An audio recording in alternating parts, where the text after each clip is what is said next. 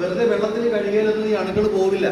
ഈ അണുക്കൾക്ക് ഇപ്പോൾ നമ്മൾ മൈക്രോസ്കോപ്പിൽ നോക്കിയാൽ അറിയാം, അതിന്റെ പുറത്ത് മുള്ളുണ്ട്. മുള്ളു പോലെ ഇങ്ങനെ പറ്റി പിടിച്ചിരിക്കും. എങ്ങനെ വെള്ളം ഒഴിച്ച് കഴുകിയാലും പോകില്ല. അത് പോകണമെങ്കിൽ സോപ്പിട്ട് തന്നെ കഴുകണം. സോപ്പിട്ട് കഴുകിയാൽ അതെല്ലാം നല്ല 100% പോയി കിട്ടും.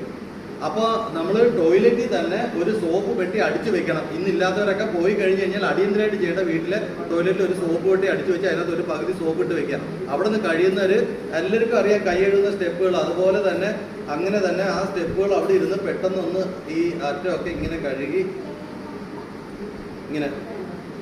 ഇത്രയും ഭാഗം കഴുകിയിട്ട് വേണം അവിടെ നിന്ന് ഇറങ്ങാനായിട്ട്.